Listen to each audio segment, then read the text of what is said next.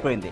So ఎన్డీఏకి అద్భుతమైన విజయాన్ని కట్టబెట్టారు బీహార్ ప్రజలు. ఎగ్జిట్ పోల్స్ అంచనాల్ని మించి డబుల్ సెంచరీకి చేరువలో ఎన్డీఏ సీట్లు పెరగబోతున్నాయి. మహాగఠబంధన్ సీట్లు కేవలం 40 లోపు మాత్రమే ఉండబోతున్నాయి. ఒక అద్భుత విజయాన్ని ఎన్డీఏకు బీహార్ ప్రజలు కట్టబెట్టారు. బీహార్ ప్రజలు ఎందుకు ఎన్డీఏకి ఈ స్థాయిలో విజయాన్ని అందించారు? సో పూర్తి విశ్లేషణ అందించేందుకు మనతో లైవ్లో జాయిన్ అవుతున్నారు రాజకీయ విశ్లేషకులు, ప్రముఖ రాజకీయ విశ్లేషకులు, మాజీ శాసన మండలి సభ్యులు ప్రొఫెసర్ డాక్టర్ కె నాగేశ్వర్ గారు. నమస్తే నాగేశ్వర్ గారు. నమస్తే మిత్రమా.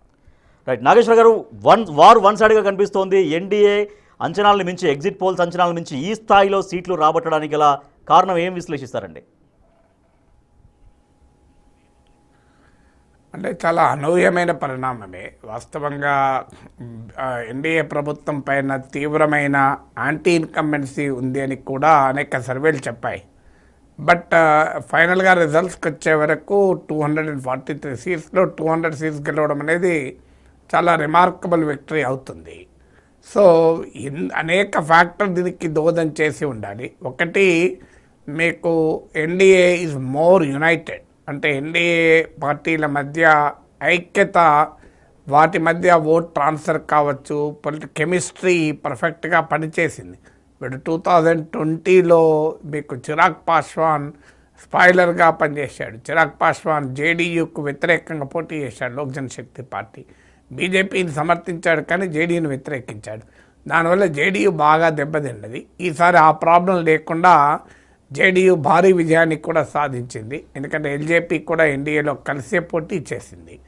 అందువల్ల ఆ ఎన్డీఏలో ఐక్యత కనబడితే మీకు మహాగఠబంధన్లో వీక్నెస్ కనబడేది. ఫ్రెండ్లీ ఫైట్స్ అని కూడా జరిగాయి. ఈ ఫ్రెండ్లీ ఫైట్స్లో చాలా చోట్ల మీకు మహాగఠబంధన్ ఓడిపోయింది కూడా. అంటే మహాగఠబంధన్ భాగస్వామ్య పక్షాలే పరస్పరం పోటీ పడే చోట ఓడిపోయారు. సో ఇది మొదటి ఫ్యాక్టరు. రెండో ఫ్యాక్టర్ ఏంటంటే, మీకు నితీష్ కుమార్ ప్రభుత్వం చివరి క్షణంలో 10,000 రూపీస్ ప్రతి ఒక్కరి అకౌంట్లో, మహిళల అకౌంట్లో వేశారు. 1.3 crore మహిళల అకౌంట్లో వేశారు. అంటే 1.3 crore మహిళల అకౌంట్లో 10,000 పడడం అంటే మామూలు విషయం కాదు. ప్రతిసారి నితీష్ కుమార్కు మహిళా ఓటు సహకరిస్తుంది.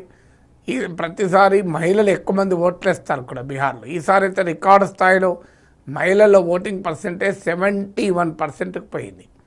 సో మహిళలు, ఎందుకంటే బీహార్ చాలా పేద రాష్ట్రం, మెజారిటీ ప్రజలకు నెలకు 6,000 ఇన్కమ్ కూడా లేదు. అందువల్ల అక్కడ 10,000 రూపాయల అకౌంట్లో వేయడం అనేది మామూలు విషయం కాదు. అయితే మహాగఠబంధన్ 30,000 రూపీస్ ప్రామిస్ చేసింది. 30,000 ప్రామిస్ కన్నా వచ్చిన 10,000 ముఖ్యం. అది కూడా ఎన్నికల సమయంలో వచ్చింది. ఎన్నికల కమిషన్ మరి మోడల్ కోడ్ ఆఫ్ కండక్ట్ అని చెప్పి ఏమి ఆపలేదు. ఆన్గోయింగ్ స్కీమ్ అని చెప్పి కంటిన్యూ చేయించింది. సో ఆ 10,000 రూపాయలు 1,30,00,000 మహిళలకు అకౌంట్లో పడడం అంటే మామూలు విషయం కాదు. దానికి తోడు 2 లక్షల రూపాయల లోన్ కూడా ఇప్పిస్తామని ప్రామిస్ చేశారు. అలాగే పెన్షన్లు 1.2 crore పీపుల్కు పెన్షన్స్ 400 రూపాయల నుంచి 1,100 రూపీస్కు పెంచారు. అందువల్ల మీకు నరేంద్ర మోడీ దేశమంతటా రేవడీ కల్చరు, ఈ ఉచితాలు సమాజాన్ని నాశనం చేస్తున్నాయి, ఎకానమీ నాశనం చేస్తున్న ఉపన్యాసాలు ఇస్తాడు. బీహార్లో మాత్రం ఆ రేవడీసే ఎన్డీఏను గెలిపిస్తోంది. ఇది రెండో ఫ్యాక్టర్. మూడో ఫ్యాక్టర్ ఏంటంటే యాంటీ ఇన్కంబెన్సీ ఓటులో స్ప్లిట్ రావడం. మీకు యాంటీ ఇన్కంబెన్సీ ముఖ్యంగా యూత్లో పెద్ద ఎత్తున వ్యతిరేకత ఎన్డీఏ ప్రభుత్వం పైన ఉంది, ఉద్యోగాల కల్పన పైన. కానీ అటు ఒకవైపు తేజస్వి యాదవ్, మరోవైపు ప్రశాంత్ కిషోర్ పార్టీ. సో అరిథమెటిక్గా ఎంత డివైడ్ చేసింది, ఏ కాన్స్టిట్యున్సీలో మీకు జనస్వరాజ్ పార్టీకి ఎన్ని ఓట్లు వచ్చాయన్నది ఒక డైమెన్షన్ అయితే, పొలిటికల్ నరేటివ్ కాస్త వన్ సైడెడ్గా లేకుండా ప్రశాంత్ కిషోర్ అడ్డుపడ్డాడు. సో ప్రశాంత్ కిషోర్ కూడా అన్ఎంప్లాయ్మెంటు ఇష్యూస్ రైజ్ చేసి యూత్ను అట్రాక్ట్ చేశాడు. దాంతో మహాగఠబంధన్కు యాంటీ ఇన్కంబెన్సీ యూత్ ఓట్ను కంప్లీట్గా ర్యాలీ చేసుకోకుండా ప్రశాంత్ కిషోర్ ఫ్యాక్టర్ ఎఫెక్ట్ అయింది. దాంతోపాటు మీకు ముస్లిం ఓట్లో మీకు 2 రకాల డివిజన్లు కనపడ్డాయి. ఒకటి ఎంఐఎం కొంత డివైడ్ చేసింది కొన్ని చోట్ల. అలాగే పాస్మండా ముస్లిమ్స్ అంటారు, అంటే వెనుకబడిన ముస్లింలు జేడీయూకి కూడా ఓటేశారు గణనీయంగా. సో అందువల్ల అపోజిషన్ స్పేస్లో ఉన్న బలమైన ఓటు బ్యాంకుల్లో కూడా చీలిక వచ్చింది. నాలుగవది ఎప్పుడైతే తేజస్వి యాదవ్ను చీఫ్ మినిస్టర్ ఫేస్గా ప్రకటించారో మీకు యాదవ్ ఓటు కన్సాలిడేట్ అయింది, కానీ నాన్ యాదవ్ కన్సాలిడేషన్ కూడా జరిగింది. ఇప్పుడు యాదవ్లు బీహార్లో 14%, మీకు ముస్లిమ్స్తో కలుపుకుంటే మోర్ దెన్ 30% అవుతారు ఎంవై. కానీ మీకు ఎప్పుడైతే నాన్ యాదవ్ ఓటు కన్సాలిడేట్ అయిందో, అంటే యాదవ్ల డామినేషన్ ఉంటుంది, మీకు బీహార్ గ్రామసీమల్లో నాన్ యాదవ్ కన్సాలిడేషన్ చాలా ఇంపార్టెంట్ ఫ్యాక్టర్. ఎందుకంటే ఈబీసీస్ బీహార్లో ఎక్స్ట్రీమ్లీ బ్యాక్వర్డ్ కాదు 36% ఉంటారు. సో ఎప్పుడైతే మళ్ళీ లాలూ రాజ్యం వస్తుంది అనే భావనను కూడా పెద్ద ఎత్తున ప్రచారం చేశారు. సో అందువల్ల ఈ యాంటీ యాదవ్ కన్సాలిడేషన్ కూడా నీకు ఎఫెక్ట్ చేసి ఉండాలి కొంత మహాగఠబంధన్. సో దీనికి తోడు ఆరవది మీకు మోడీ నితీష్ కుమార్ల కామన్ ఫ్యాక్టర్ ముందు తేజస్వి అనే ఫ్యాక్టర్ ఎఫెక్ట్ చూపలేకపోయింది. ఇలా అనేక అంశాలు దోహదం చేస్తే ఒక ఎలక్షన్ విక్టరీకి ఒకే అంశం ఉంటుందని చెప్పలేము. రైట్, నాగేశ్వర్ గారు అడిగింది మీరు చెప్తున్నట్టుగా Modi and Nitish versus Rahul and Tejashwi, అంటే వాళ్ళతో కంపేర్ చేసుకుంటే రాహుల్ అండ్ తేజస్వి జనరల్గా యూత్స్కి ఎక్కువగా వాళ్ళు ఐకాన్గా చూస్తుంటారు, అంటే యువతకు ప్రాతినిధ్యంగా చూస్తుంటారు. కానీ వాళ్ళని నివారించడంలో వీళ్ళిద్దరు ఎందుకు వైఫల్యం చెందారు? ఈ జోడీ రాహుల్ అండ్ తేజస్వి యాదవ్ జోడీ ఎందుకు ఇంత స్థాయిలో ఫెయిల్యూర్ అయింది అనేది? అంటే రాహుల్ యూత్ ఐకాన్గా ఎవరు చూస్తున్నారో నాకు తెలియదు. మరి మీరు అంటున్నారు వాస్తవంగా యంగర్ ఓటర్స్లో కూడా నరేంద్ర మోడీ ఇన్ఫ్లుయెన్స్ చాలా ఎక్కువ. మీకు యంగ్ ఓటర్స్లో ఇప్పుడు సోషల్ మీడియాలో కూడా చూడండి, యూత్ ఎక్కువగా, జెన్జీ ఎక్కువగా ఉంటుంది. సోషల్ మీడియాలో కూడా మోడీ ప్రజెన్స్ ఎక్కువ, రాహుల్ గాంధీ ప్రజెన్స్ కాదు. రాహుల్ గాంధీ వయసు రీత్యా మోడీ కన్నా యంగ్ కావచ్చు, కానీ యూత్ ఓట్ను రాహుల్ గాంధీ అట్రాక్ట్ చేసింది ఎక్కడా లేదు. అందువల్ల మీకు తేజస్వి యాదవ్ డెఫినెట్గా యంగ్ ఓటర్స్ అట్రాక్ట్ చేశారు, కానీ అక్కడ ప్రశాంత్ కిషోర్ ఫ్యాక్టర్ కూడా పనిచేసింది. డెఫినెట్గా ఒకవైపు ఏమో అన్ఎంప్లాయ్మెంట్ ఇలాంటి అంశాలపైన యువ ఓటర్లు ఉన్న అసంతృప్తి ఒకవైపు, మరోవైపు ఏమో 10,000 రూపాయలు మహిళలకు ఓటు ఇవ్వడము, పెన్షన్లు ఇవ్వడము, ఈ రెవడీస్ అంటే ఉచితాల ప్రభావం మరోవైపు. ఉచితము వర్సెస్ ఉద్యోగము అనేటప్పుడు ఉద్యోగము వస్తుందో లేదో తెలియదు. తేజస్వి యాదవ్ ప్రామిస్ కొంత నమ్మకం కలిగించినా కూడా, కానీ మీకు ఉచితమేమో ఇమీడియట్గా అందుతుంది.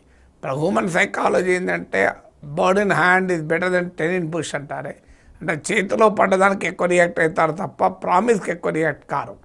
సో అందువల్ల మీకు యంగర్ సెక్షన్స్లో కాస్త వ్యతిరేకత ఉన్నా దాన్ని అధిగమించగలిగి ఎన్డీఏ గెలవగలిగింది. సో ఆర్జేడీ విషయం తీసుకుంటే గతంలో లాస్ట్ టైం ఇది లార్జెస్ట్ పార్టీగా ఆర్జేడీ ఉంది, కానీ అంటే అప్పుడు లార్జెస్ట్ పార్టీగా అవతరించడానికి అప్పుడు దోహదపడ్డ కారణాలు ఏంటి, ఇప్పుడు పూర్తిగా పడిపోవడానికి గల కారణాలు ఏంటి, పర్టికులర్ ఓన్లీ ఆర్జేడీ విషయం తీసుకుంటే? అలా ప్రతి ఎన్నికను మనం ఒక ఎన్నికను ఇంకో ఎన్నికను ఎప్పుడూ కంపేర్ చేయకూడదు. 2020లో ఏమైంది, 2015లో ఏమైంది, 2010లో ఏమైంది అని కంపేర్ చేసుకుని పోతే అది ఎక్కడికి తెగదు. ఏ ఎన్నిక ఆ ఎన్నికగానే చూడాలి. ప్రతిసారి బ్యాక్ అండ్ ఫోర్త్ వెళ్ళడం వల్ల ఉపయోగం లేదు. సో ఆర్జేడీ కాస్త with in the Mahagathbandhan RJD కొంత పర్ఫామ్ చేసినా కూడా మిత్రపక్షమైన కాంగ్రెస్ సమర్థవంతంగా పనిచేయలేకపోయింది. మీకు ఈవెన్ 2020లో కూడా ఇదే ట్రెండ్ కనబడ్డది. RJD was better performer than Congress. So ఈసారి కాంగ్రెస్ పోటీ పడే 61 సీట్లలో కంటెస్ట్ చేసింది. అంటే రాహుల్ గాంధీ ఓటు అధికార యాత్ర తర్వాత పాజిటివ్ వాతావరణం వచ్చింది అని. పాజిటివ్ వాతావరణం వచ్చిన మాట నిజం. రాహుల్ గాంధీ ఓటు అధికార యాత్రకు మంచి రెస్పాన్స్ వచ్చింది. కాంగ్రెస్ పార్టీ సాంప్రదాయ ఓటర్లనే కాకుండా జనరల్గా కూడా ఇతర ఓటర్లకు కూడా మంచి వాతావరణం వచ్చింది. కానీ వాతావరణం వేరు, ఓటు వేరు. ప్రజలు ఒక పొలిటికల్ నరేటివ్కి ఓటు వేయడం వేరు, కాంక్రీట్గా మీకు తమ జీవిత సమస్యలకు స్పందించడం వేరు. ఇప్పుడు ఓటు అధికార యాత్ర, ఓట్ చోరీ క్యాంపెయిన్ ఒక రాజకీయ వాతావరణం క్రియేట్ చేయడానికి ఉపయోగపడింది. కానీ క్షేత్రస్థాయిలో పార్టీ ఆర్గనైజేషన్ లేకుండా, ప్రజల జీవితాలకు సంబంధించిన ప్రత్యక్ష అంశాలు లేకుండా ఓటింగ్గా మార్చుకోలేము. వాస్తవంగా ఓటు అధికార యాత్రకు ముందు లాలెస్నెస్, నితీష్ కుమార్ ప్రభుత్వంలో శాంతి భద్రతలు దెబ్బతిన్నాయి అనేటువంటి ప్రచారం బలంగా పోయింది. కానీ ఈలోగా ఓటు అధికార యాత్ర వచ్చి అది పక్కకు పోయింది. లాలు జంగల్ రాజ్ అనేటువంటి నినాదం ఎన్డీఏ పెద్ద ఎత్తున తీసుకెళ్ళగలిగింది. అందువల్ల ఆర్జేడీ ముస్లిం యాదవ్ కాంబినేషన్ ఎంవై ఫార్ములాతో రాజకీయం చేస్తూ వచ్చింది. అంటే లాలూ ప్రసాద్ యాదవ్ కాలం నుంచి ఇదే ఇండికేటర్. కానీ యాదవ్ ఓటు ఎప్పుడైతే కన్సాలిడేట్ అవుతుందో non Yadav anti Yadav vote consolidate అయింది. అలాగే ముస్లిం ఓటు ఎప్పుడైతే కన్సాలిడేట్ అవుతుందో హిందూ ఓటు కన్సాలిడేట్ అవుతుంది. అందువల్ల ఇవన్నీ కూడా మీకు Newton's third law, for every action is an equal and opposite reaction అని. అంటే లాలు స్ట్రెంతే లాలు వీక్నెస్ కూడా అవుతుంది. మీరు ఇప్పుడు ప్రతిపక్షం ఆర్జేడీ ముస్లింలను మతం ప్రాతిపదికగా యునైట్ చేస్తే బీజేపీ హిందూ మతం ఆధారంగా యునైట్ చేయగలుగుతుంది కదా. ఇప్పుడు అందువల్ల మైనారిటీ ఓటు బ్యాంకులే ఇంతకాలం రాజకీయాలు శాసించాయి. బీజేపీ ఏజ్లో మోడీ యుగంలో మెజారిటీ ఓటు బ్యాంకులు కూడా శాసిస్తాయి కదా. అందువల్ల ప్రతిసారి మైనారిటీ ఓటు బ్యాంక్ రాజకీయాలు పనిచేయవు. అది మీకు ఒక కులాన్ని ఒక మతాన్ని ఆధారంగా చేసుకొని పెద్ద పొలిటికల్ కన్సాలిడేషన్ చేసుకోవాలనుకుంటే కౌంటర్ కన్సాలిడేషన్ కూడా జరిగి అది నష్టంగా కూడా పరిణమిస్తుంది. రైట్. అంటే వరుసగా 3 సార్లు అంటే హ్యాట్రిక్ విజయాన్ని సాధించారు. హ్యాట్రిక్గా ఆయన ప్రధానమంత్రిగా చేస్తున్నారు ప్రధానమంత్రి నరేంద్ర మోడీ. అయితే ఖచ్చితంగా బీహార్ ఎన్నికలని అవకాశంగా తీసుకోవాలి, ప్రధానమంత్రి మోడీ విజయాలకి బ్రేక్ వేయాలని చాలా ఎఫర్ట్ పెట్టారు రాహుల్ గాంధీ. సో దీంట్లో కూడా వైఫల్యం చెందారు. ఇక రాహుల్ గాంధీ ప్రధానమంత్రి నరేంద్ర మోడీ విజయాల్ని ఆపడం ఇక కష్టమేనా అన్నటువంటి చర్చ మొదలైంది. అంటే రాజకీయాలు ఎప్పుడూ శాశ్వతంగా ఒకే రకంగా ఉండవు. ఈ ప్రచారం 2024 ఎన్నికలకు ముందు కూడా జరిగింది. కానీ 2024 ఎన్నికల్లో భారీ ఎత్తున మోడీకి దక్కా తగిలింది కదా. మీకు 2014లో 2019లో సొంతగా బీజేపీ అధికారంలోకి వచ్చింది. 2024 వచ్చే వరకు 246కే పరిమితమైంది. సో ఈసారి 400 సీట్లు వస్తాయని ఎగ్జిట్ పోల్స్లో హైప్ కూడా ఇచ్చారు. కానీ ఆ హైప్ ఏం పనిచేయలేదు కదా. అది మీకు 2019తో పోలిస్తే 63 సీట్లు బీజేపీ కోల్పోయింది. ఉత్తరప్రదేశ్ లాంటి రాష్ట్రంలో బీజేపీ కన్నా ఎస్పీ కాంగ్రెస్ కంబైన్ ఎక్కువ సీట్లు తెచ్చుకోగలిగింది.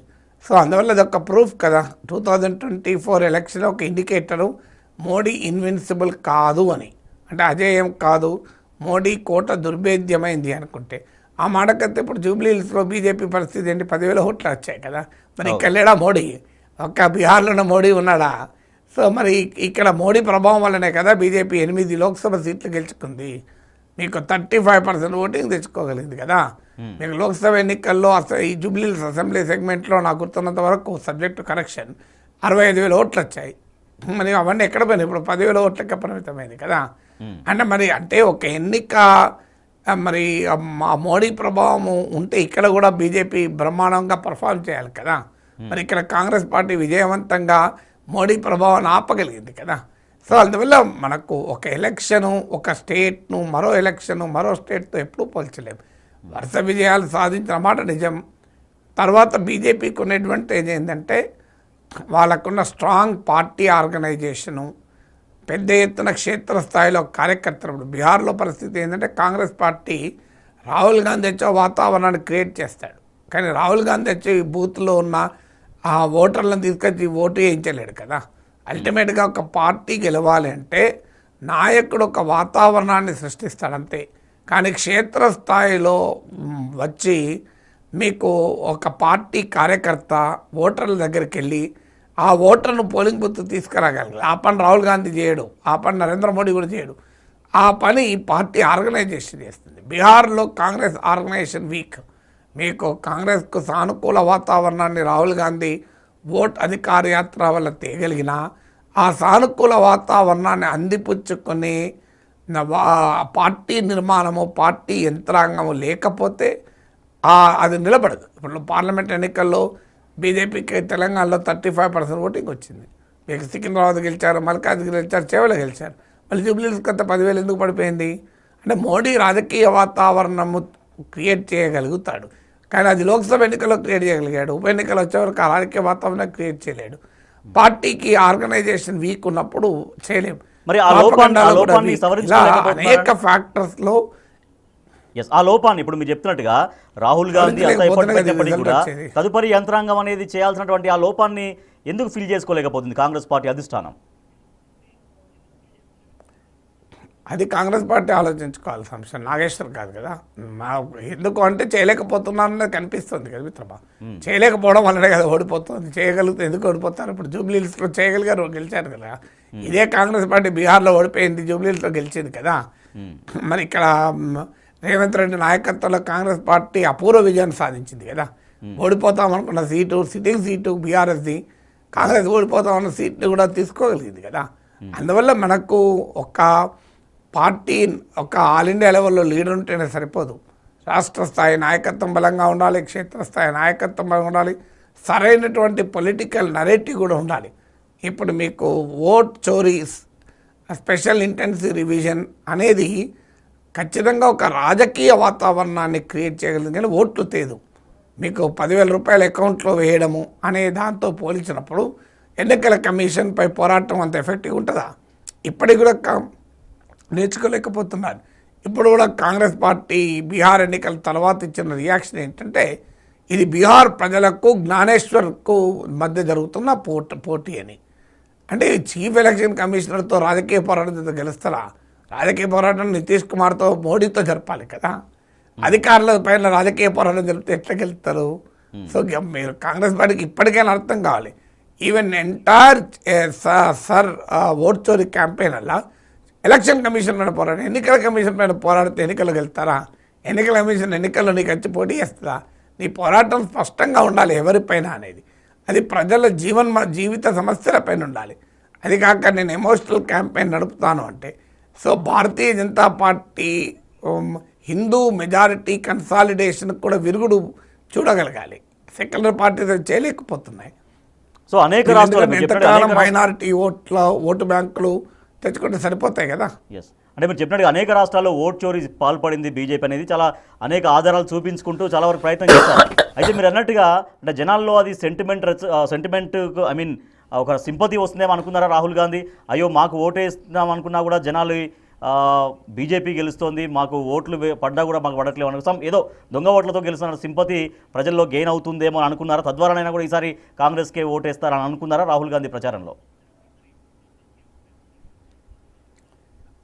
రాహుల్ గాంధీ ఏమనుకున్నాడు, రామచంద్ర ఏమనుకున్నారు కాదు, కానీ అది జనం పైన ప్రభావం చూపలేకపోతుంది. ఎందుకంటే ఇప్పుడు ఓటు చోరీ జరుగుతుంది అంటే మేము ఓటు వేసిన లాభం లేదు, ఎట్లా చోరీ అవుతుంది కదా అనుకునే ప్రమాదం కూడా ఉంటుంది కదా.